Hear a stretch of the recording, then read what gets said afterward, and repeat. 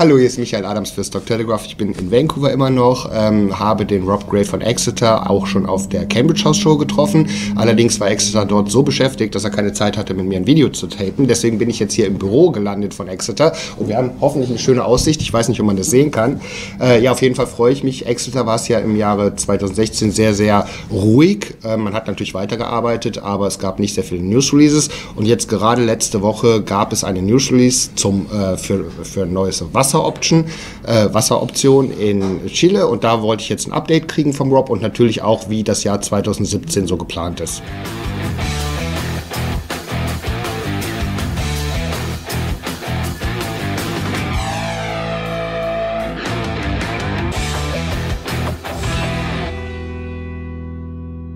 First of all, thanks for taking the time. Thanks for having me. And yeah, I just mentioned the news release. So yeah, what's up? Tell us. So we've done a desal deal. As everyone knows, we've drilled a water aquifer, and we're still waiting on the permit. We believe we'll get that permit, but we just don't know the exact timing.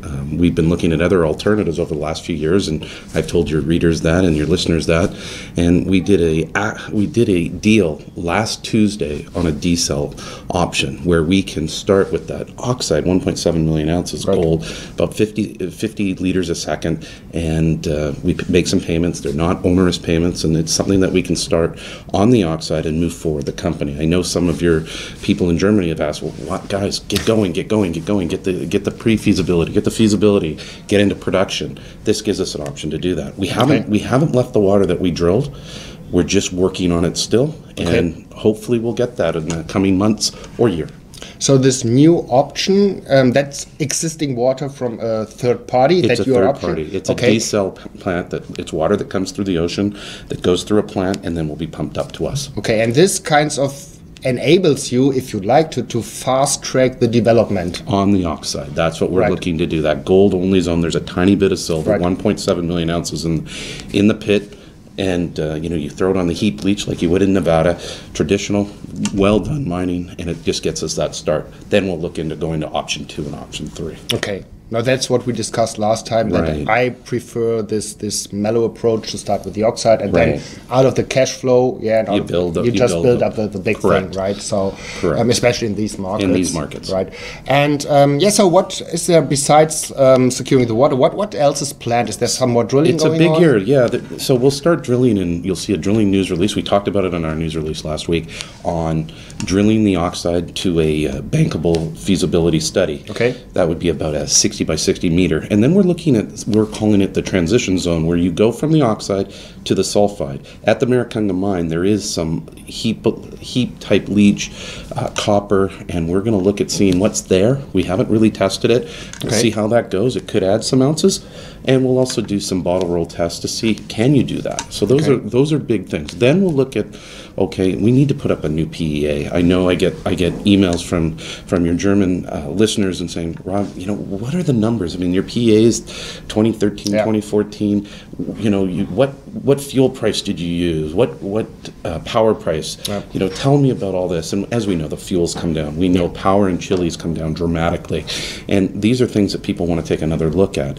So we've got a big agenda over the 2017 period, and you'll see lots of news from now into, I would say, June, and then starting up into September, October, going forward. And we're very excited. I mean, as you saw yesterday with all the people that came to Vancouver, and they were very good retail investors mostly. There was some institutional people there, and people are excited, and they're taking a look at development type stories, not just only Exeter. I mean, if I don't know if you work with Northern Dynasty or your people know that story is done incredibly with the change in government in the USA.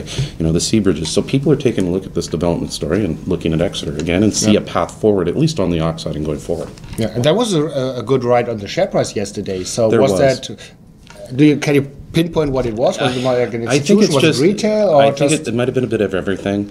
Maybe the gold price. Maybe Donald Trump said something. Obviously, I was at the show yesterday, but it had. We have been undervalued, and maybe it took time from the news release people to go, what does this water mean? Are they really going to move forward? How is this going to go? And maybe there was a lag. Yeah. What I monitored over the last couple of years, actually, on Exeter is that the good thing about Exeter is that there are no rumors around. Like most of the time with other companies, you get sometimes I get a call like, hey, next week we will have the news release, and then it's not only that I get it, it's also that other guys around the city get it, and they kind of front run a news release. I wouldn't say they do something illegal, but they kind of have some assumptions and they deal on it. And on Exeter, you never know, right? So even I get them from the ticker, probably you, no, not you, but I get them last. I get them last before we get them there. And this is why sometimes if the news release is too long, a technical news release, it just takes the investors maybe a day or two to really work through it and understand it. And maybe they look at some other opportunities. Dan Earl at TD is the only person covering it. Maybe they got their hands on that. Maybe they phoned in. Maybe they phoned some brokers or some fund managers or their friend who understands mining and say, what does this mean? So that's the thing. But there's a lot of things that are going to happen. We're really excited here at Exeter. It's been the last few years in our market. It's been very tough, as you know, Michael. I mean, and your people know that too. But there is a buoyance in this market. People are looking at opportunities. It doesn't mean that every stock's going to go up, but they're looking at select opportunities. And as you know, I'm covering Exeter for like 1, 2, 3, 4, whatever, 5, 6 years, right? And I was always a fan. The good thing is, Rob and also the other guys, they're always open to talk to me. They don't hide anything. They give you the real information. And that's something which I really appreciate, especially in this city where there's a lot of BS around, I have to admit.